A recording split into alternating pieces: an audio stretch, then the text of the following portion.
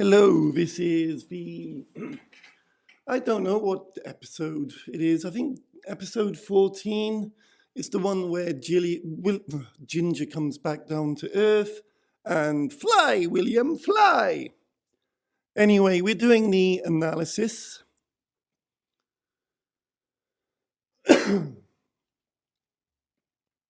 Hopefully this will not be too long. This has not been a fun one to write, but at least it's in a place that I think will work now. Oh well. General notes. Mouth noises. General notes. A couple of shorter chapters today. The first seems only to repeat the information we absorbed in the previous chapter. The first seems only to repeat the information we absorbed in the previous Ginger chapter. The second establishes a relationship between William and Skirnach. Beginning with the Ginger chapter and looking at the relationship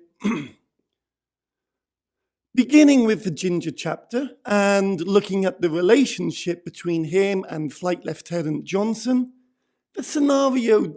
Oh, my voice is fucked today. I'm going to pause. I'm going to start again. General notes. A couple of shorter chapters today. The first seems only to repeat the information we absorbed in the previous Ginger chapter. The second establishes a relationship between William and Skirnach. Beginning with the Ginger chapter and looking at the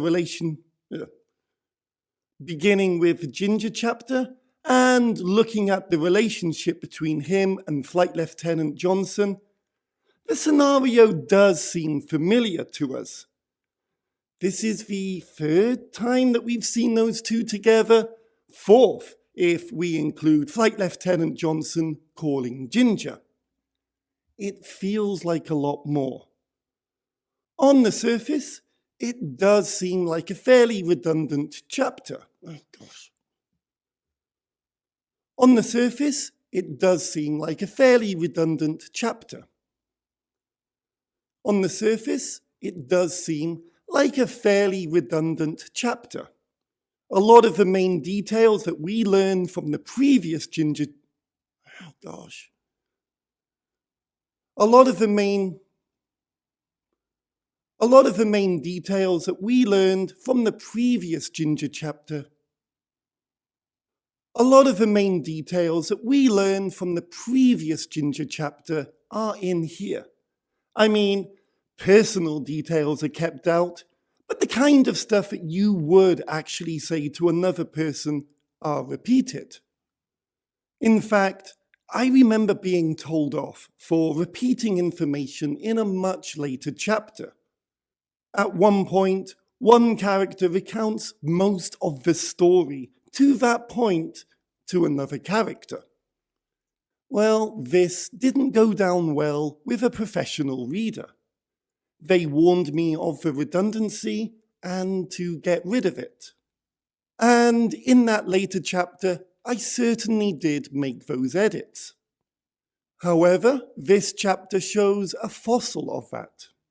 Although by the latter redrafting stages, I would have been aware of the dangers of redundancy, here I clearly felt that it would be necessary for Ginger to report to Flight Lieutenant Johnson, and so inevitably there will be repetition in story details.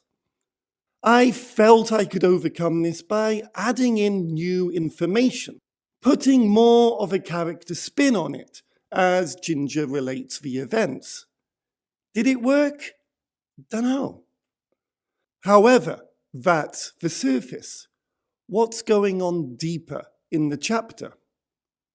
Ginger's interactions have been thus: awkwardly demanding leave, agenda-driven but weak, whimsical Does ends in anybody a care car. about this? A strange Do you hear this conversation sound? in That's which he me, has to convince banging her my to hand on my head taking because it's orders infinitely unquestionably, more entertaining but than with this. doubts from the flight lieutenant. Nobody cares. Men. Nobody Gender cares. but with doubts and Nobody uncertainty. cares. Being a lone and silent voice in the Christmas party.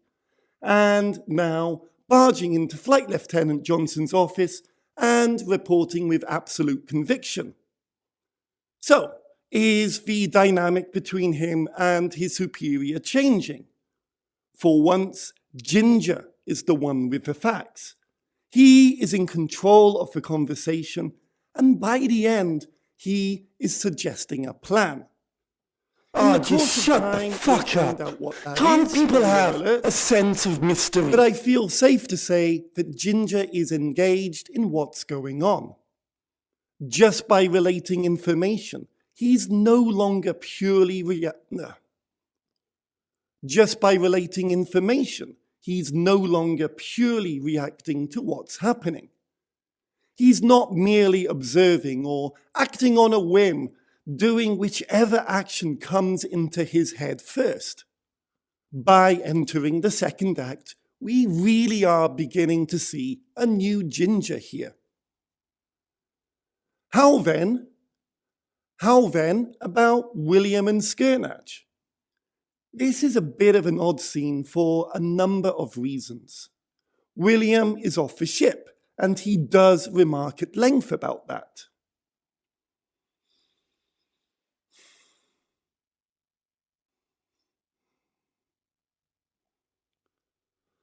How then about William and Skirnach? This is a bit of an odd scene for a number of reasons. William is off the ship, and he... for fuck's sake. What's the time? How then about William and Skirnach? This is a bit of an odd scene for a number of reasons. William is off the ship, and he does remark at length about that.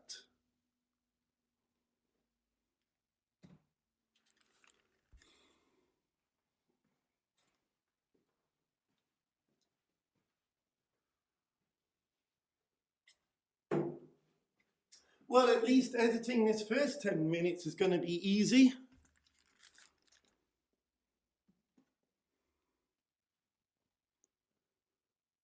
How then about William and Skirnach?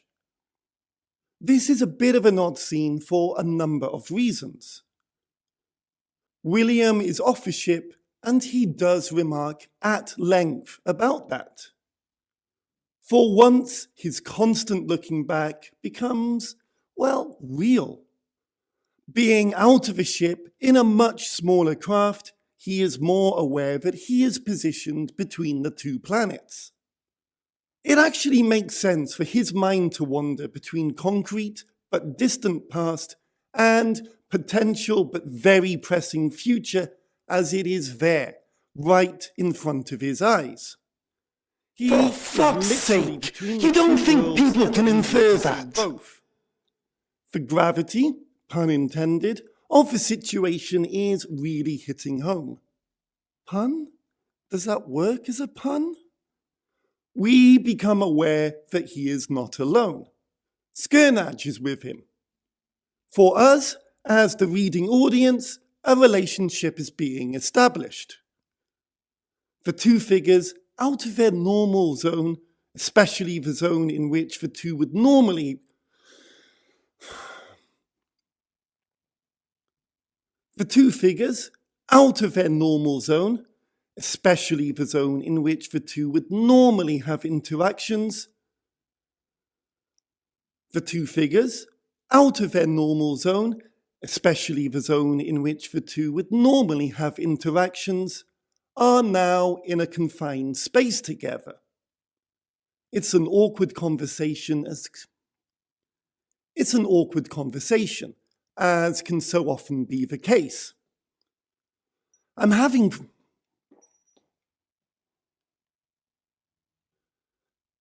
flashbacks to I'm having flashbacks to Ginger and Dee in the car.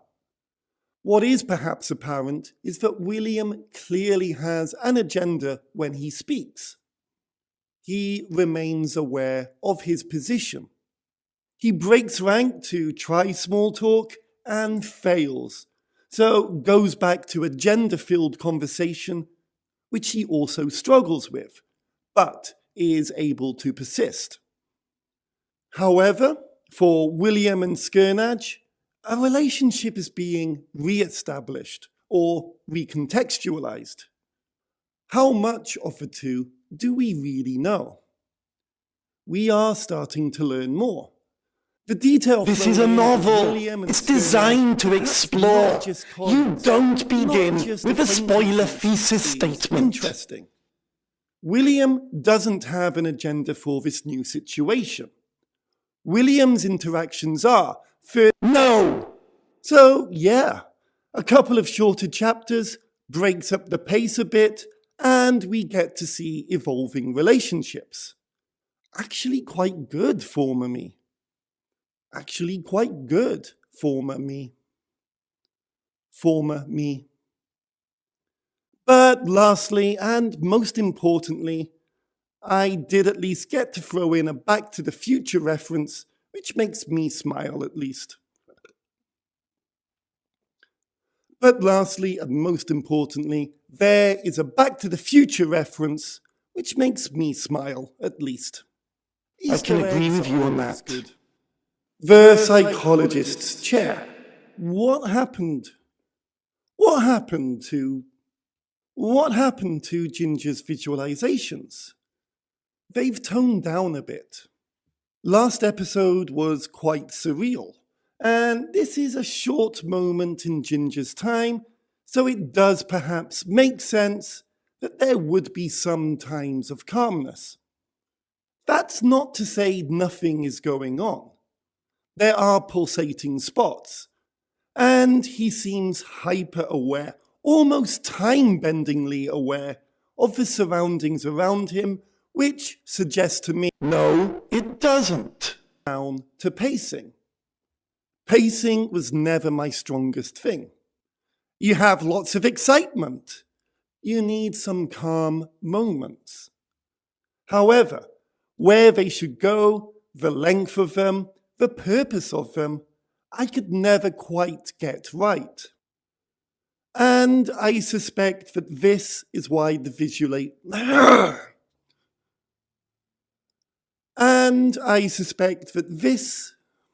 I just can't do it today.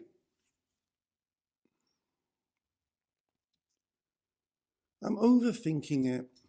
Just relax, just enjoy. No, this one's just brought me too much stress, and that's why. I'm adding in the stress because it was so stressful. A stress association.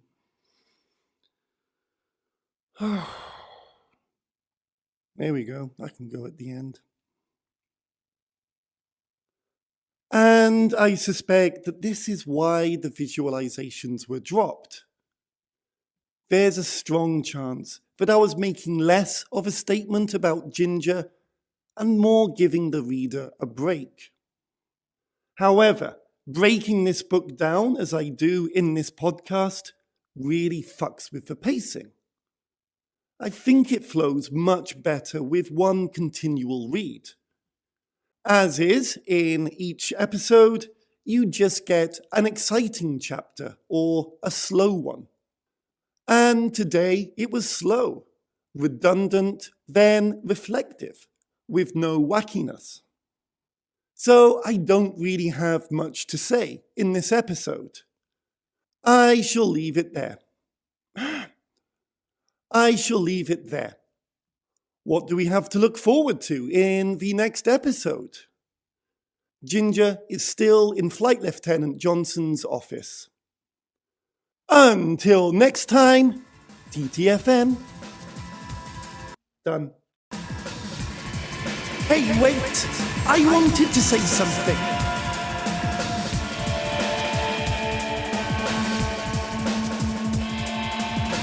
And just in case you're wondering, Outtakes was written by me, Danielsnemesis, and XBook is purely a work of fiction and is not meant to be based on anyone or any events at all. The music was also by me, Danielsnemesis, as was the image that accompanies this podcast. It sucks, doesn't it? But there we go. I repeat, almost questioning. I repeat, almost questioning. Questioningly. I repeat, almost questioningly. I repeat, almost questioningly. Questioningly.